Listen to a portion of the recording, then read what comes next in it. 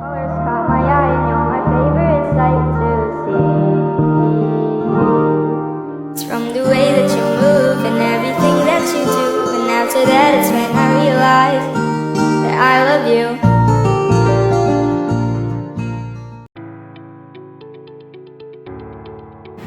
Materi pertama yaitu keterkaitan pendidikan masyarakat dengan ekonomi.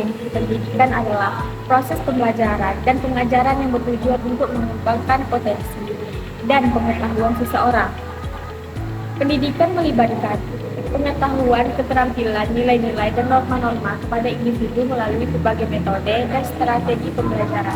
Tujuan utama pendidikan adalah untuk membantu individu menjadi lebih berkembang, berpengetahuan, dan berkompeten dalam kehidupan mereka. Pendidikan juga berperan dalam membentuk sikap, karakter, dan nilai-nilai positif dalam diri individu. Dan ekonomi adalah ilmu yang mempelajari bagaimana masyarakat mengelola sumber daya yang terbatas untuk memenuhi kebutuhan dan keinginan mereka. Ilmu ekonomi melibatkan analisis tentang produksi, distribusi, dan konsumsi barang dan jasa. Tujuan utama dari studi ekonomi adalah untuk memahami bagaimana keputusan ekonomi dibuat oleh individu, perusahaan, dan pemerintah, serta dampaknya terhadap masyarakat secara keseluruhan. Pendidikan memiliki hubungan yang sangat erat dengan ekonomi, karena pendidikan sangat memengaruhi pertumbuhan ekonomi suatu negara. Pendidikan yang berkualitas meningkatkan produktivitas dan keterampilan tenaga kerja, sehingga meningkatkan daya saing dan inovasi yang gilirannya dapat meningkatkan pertumbuhan ekonomi. Selain itu, pendidikan juga memiliki peran penting dalam mengurangi kesenjangan pendapat dan meningkatkan mobilitas sosial yang berkontribusi pada stabilitas ekonomi jangka panjang. Pendidikan memberi kontribusi signifikan terhadap pembangunan ekonomi yang telah menjadi kebenaran bersifat aksiomatik dan diakui keberadaannya. Tidak selamanya pendidikan dianggap sebagai konsumsi atau pembiayaan, karena pendidikan merupakan investasi dalam pembangunan sumber daya manusia yang mana jangka panjang kontribusinya dapat dirasakan. Pendidikan masyarakat memiliki dampak besar pada ekonomi karena masyarakat yang terdidik cenderung memiliki lebih banyak kesempatan untuk mendapatkan pekerjaan yang lebih baik, memiliki penghasilan yang lebih tinggi, dan kontribusinya lebih banyak pada pertumbuhan ekonomi. Saya Isneni membahas tentang karakteristik ilmu ekonomi dan ilmu pendidikan. Ilmu ekonomi adalah cabang ilmu pengetahuan sosial yang mempelajari perilaku manusia dalam memproduksi, mendistribusi, dan mengkonsumsi barang dan jasa.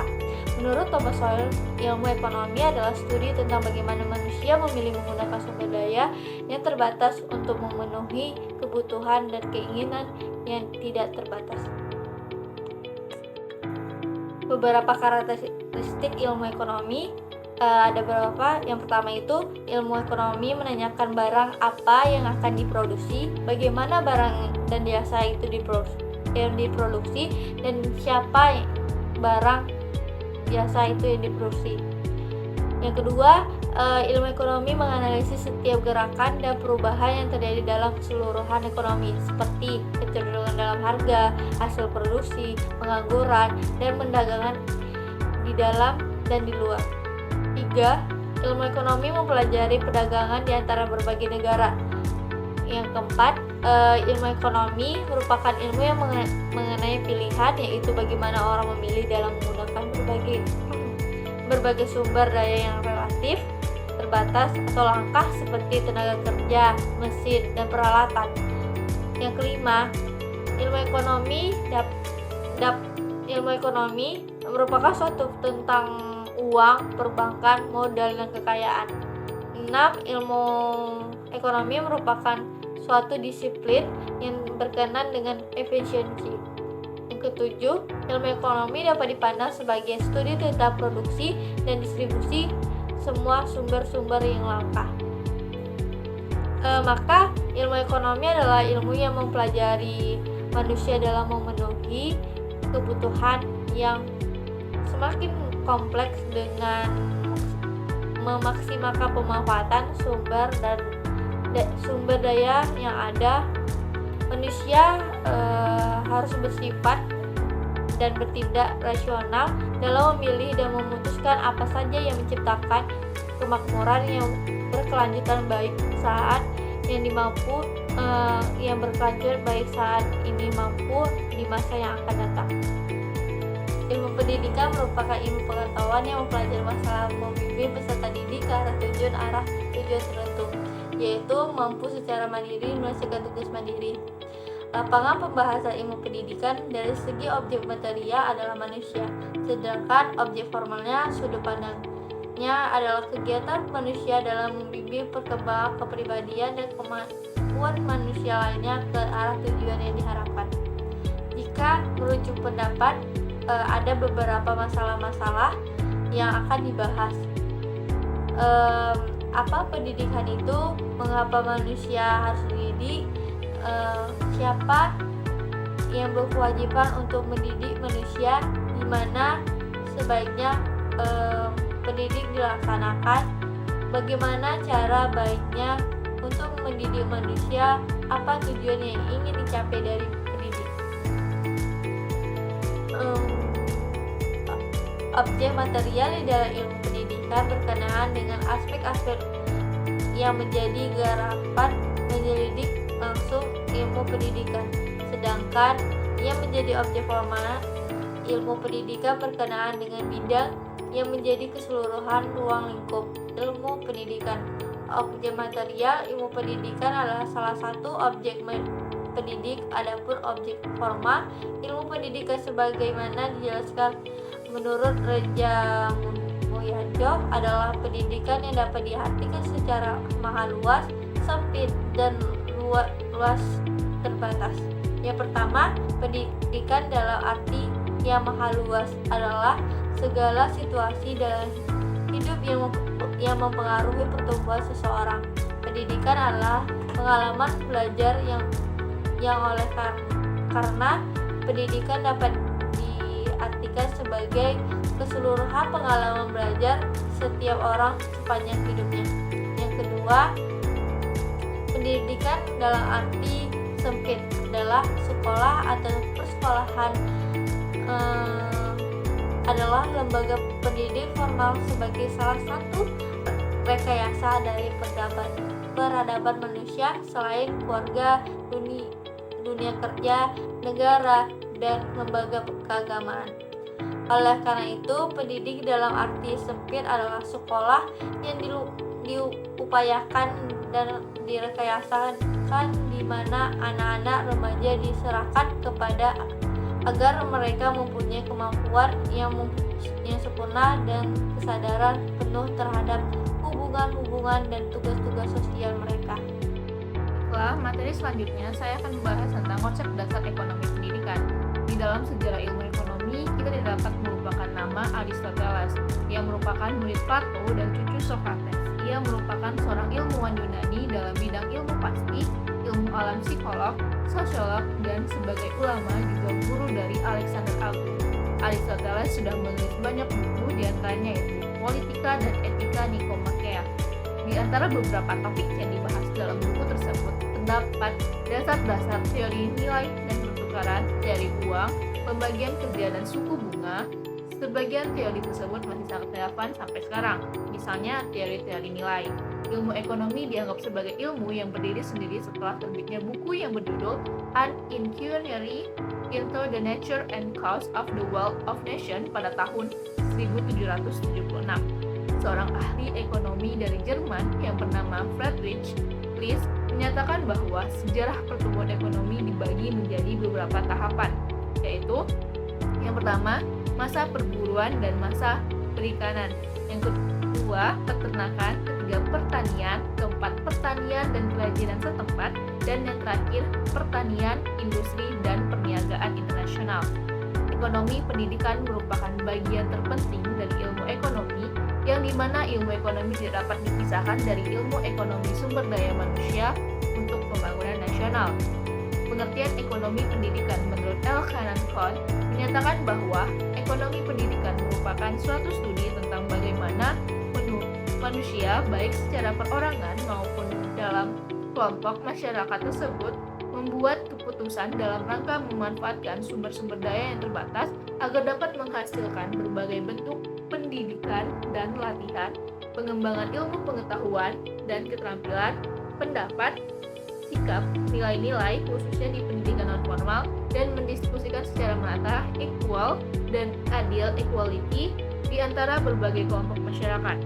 Kohn menegaskan bahwa pada dasarnya fokus perhatian ekonomi pendidikan adalah proses produksi pendidikan, distribusi pendidikan di antara kelompok-kelompok dan individu yang ingin mendapatkan pendidikan, dan pertanyaan-pertanyaan tentang seberapa banyak masyarakat harus membayar berapa aktivitas pendidikan dan jenis kegiatan pendidikan manakah yang harus diseleksi. Selanjutnya adalah materi tentang konsep biaya pendidikan. Demi mencapai sasaran dari berbagai kegiatan di bidang pendidikan, baik pendidikan formal maupun pendidikan luar sekolah atau non-formal, sangat bergantung pada pembiayaan guna untuk membiayai berbagai kegiatan pendidikan tersebut. Fatah pada tahun 2000 mengatakan bahwa penganggaran merupakan kegiatan atau proses penyusunan rencana operasional yang dinyatakan secara kuantitatif dengan bentuk satuan uang yang digunakan sebagai pedoman dalam melaksanakan kegiatan lembaga dalam kurun waktu tertentu.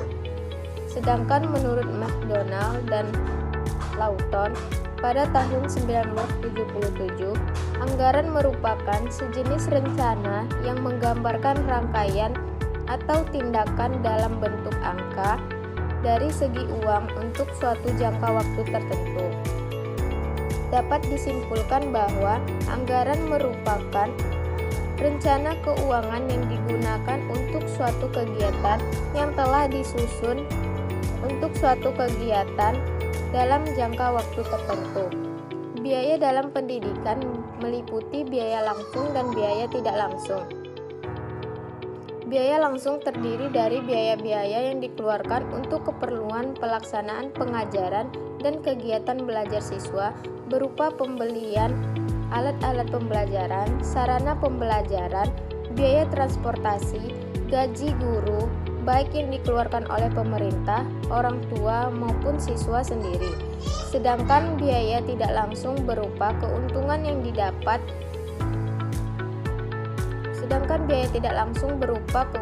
yang hilang dalam bentuk biaya kesempatan yang hilang yang dikorbankan oleh siswa selama belajar. Konsep biaya pendidikan bersifat lebih kompleks dari keuntungan karena komponen biayanya terdiri dari lembaga, jenis, dan sifatnya. Selanjutnya, karakteristik anggaran biaya.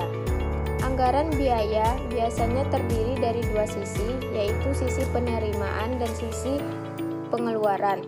Sisi penerimaan biasanya ditentukan oleh besarnya dana yang diterima oleh lembaga dari setiap sumber dana, seperti pembahasan biaya pendidikan.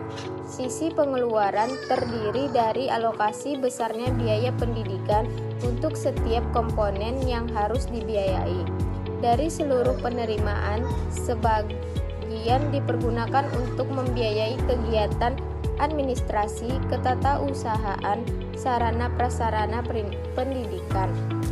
Berdasarkan pendekatan, unsur biaya pengeluaran sekolah dapat dikategorikan ke dalam berbagai item pengeluaran, yaitu pertama, pengeluaran untuk pelaksanaan pelajaran, yang kedua, pengeluaran untuk tata usaha, yang ketiga, pemeliharaan sarana prasarana sekolah, yang keempat, kesejahteraan pegawai, yang kelima, administrasi, yang keenam, pembinaan teknis edukatif, yang ketujuh adalah pendataan. Selanjutnya yaitu fungsi anggaran. Anggaran berfungsi sebagai alat untuk perencanaan dan pengendalian, juga merupakan alat bantu bagi pengarahan suatu lembaga dalam menetapkan posisi yang kuat atau lemah. Anggaran sebagai alat efisiensi merupakan fungsi yang paling esensial dalam pengendalian dari segi pengendalian jumlah anggaran yang didasarkan atas angka-angka standar dibandingkan dengan realisasi biaya. Selanjutnya yaitu prinsip-prinsip dalam prosedur penyusunan anggaran biaya. Anggaran harus disusun berdasarkan prinsip-prinsip yang ada, yaitu 1. Adanya pembagian wewenang dan tanggung jawab yang jelas dalam sistem manajemen atau organisasi. Yang kedua, adanya sistem akuntansi yang memadai dalam melaksanakan anggaran. Yang ketiga, adanya analisis untuk menilai kinerja organisasi atau lembaga. Yang keempat, adanya dukungan dan pelaksanaan mulai dari tingkat atas sampai tingkat bawah. Peran ekonomi dalam pendidikan masyarakat memiliki dampak yang signifikan dalam pembentukan dan perkembangan suatu negara. Ekonomi dan pendidikan saling terkait dan mempengaruhi satu sama lain dalam berbagai aspek. Pertama-tama, pendidikan berperan sebagai pendorong pertumbuhan ekonomi melalui peningkatan sumber daya manusia. Pendidikan yang baik menciptakan tenaga kerja yang terampil, kreatif, dan inovatif. Sumber daya manusia yang berkualitas ini mampu meningkatkan produktivitas dan daya saing ekonomi suatu negara di pasar global. Oleh karena itu, investasi dalam pendidikan dapat dianggap sebagai investasi jangka panjang untuk meningkatkan kesejahteraan ekonomi.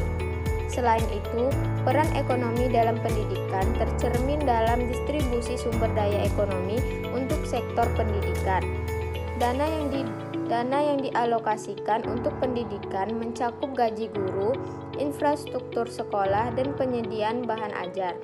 Pembiayaan yang memadai dalam sektor pendidikan menjadi landasan untuk menciptakan lingkungan belajar yang efektif dan efisien, yang pada gilirannya akan berdampak pada hasil pendidikan. Pendidikan juga berfungsi sebagai sarana sosial mobilitas ekonomi. Dengan memberikan akses pendidikan yang merata, suatu negara dapat mengurangi kesenjangan ekonomi antar kelompok masyarakat. Pendidikan dapat menjadi alat untuk pemberdayaan lapisan masyarakat yang kurang beruntung dan memberikan mereka peluang yang sama untuk mencapai kesuksesan ekonomi. Ini menciptakan dasar yang lebih stabil dan inklusif untuk pertumbuhan ekonomi jangka panjang. Dalam konteks globalisasi, pendidikan juga berperan dalam menyiapkan masyarakat untuk beradaptasi dengan perubahan ekonomi dan teknologi. Pendidikan yang relevan dengan kebutuhan pasar global membantu menciptakan angkatan kerja yang bisa bersaing di tingkat internasional. Oleh karena itu, peran ekonomi dalam pendidikan mencakup penyelarasan kurikulum dengan tuntutan pasar kerja global.